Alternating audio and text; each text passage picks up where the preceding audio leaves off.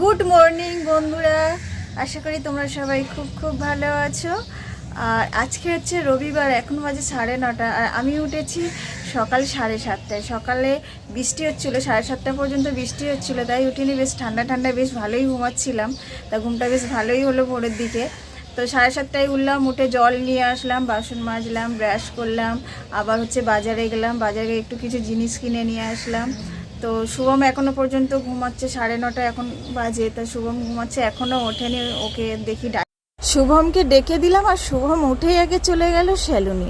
আর আমি একদিকে ডিম সেদ্ধ দুধটা গরম হতে বসিয়ে দিয়েছি, কারণ আমার না খুব খিদে পেয়ে গেছে। আর সকালে তখন বাজারে গেছিলাম কলা কেনার উদ্দেশ্যে, আর কলাও কিনলাম, তার সঙ্গে একটু লিচু আর পেয়ারাও কিনে নিলাম। আর এখন আমি খেয়ে নেবো, আর তার আগে আমি শুভমের খাবারটা গুছিয়ে রেখে দিচ্ছি, কারণ ও এসে ফ্রেশ হয়েই খেয়ে নিতে পারবে।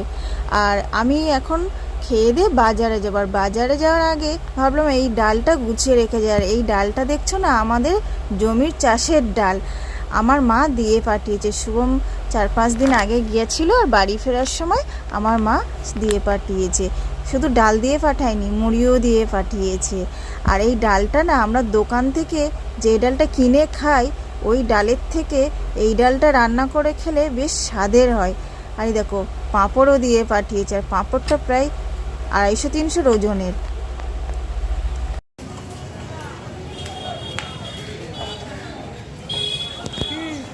ইমা, এরা সব ছুটোছুটি করছে কেন? বাজারে বেরিয়ে দেখছি সব ছুটোছুটি করছে।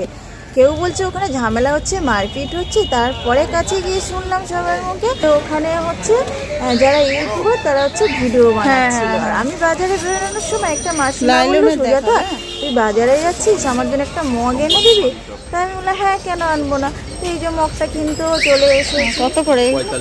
45। ঠিক আছে, একটাই দাও, দিয়ে দাও, এটা দিয়ে দাও।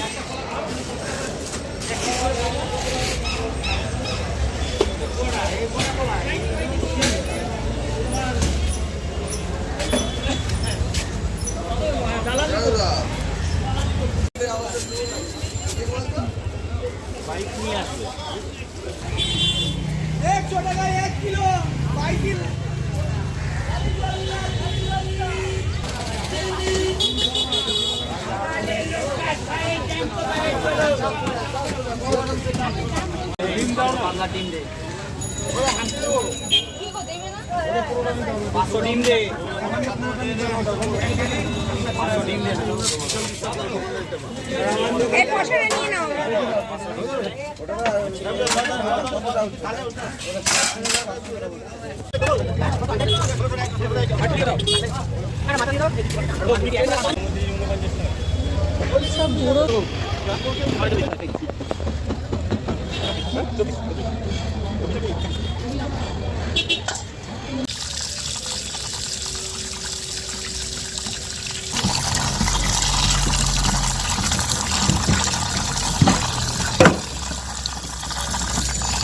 আমাদের ঘরের কাছে বাজার, তো তাই বেশি কিছু কিনলাম না, যেটুকু প্রয়োজন সেটুকুই কিনে নিলাম। আর চলে এসেছি এখন রান্নার দিকে।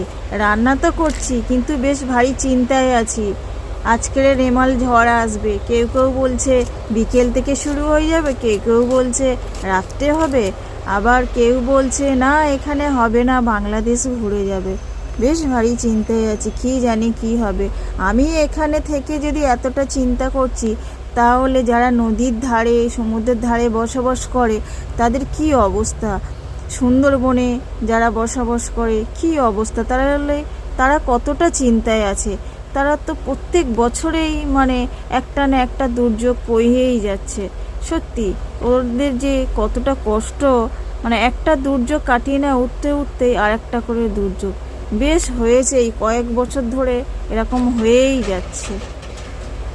এখানেও না সকাল থেকে বেশ মাঝে মাঝেই ভারী বৃষ্টি হচ্ছে, আবার মাঝে মাঝে হালকা বৃষ্টি হচ্ছে, আবার মাঝে মাঝে এমন দমকা হাওয়া দিচ্ছে মনে হচ্ছে যেন এই ঝড় শুরু হলো। আর এখন তো বেশ ভারী মেঘ হয়েছে, খুব একদম আকাশটা কালো হয়ে আছে, এই বুঝি বৃষ্টি নামিয়ে। তো আমার এই ভিডিওটি বন্ধুরা তোমাদের কেমন লাগলো? যদি ভালো লাগে অবশ্যই একটি লাইক করে দিও।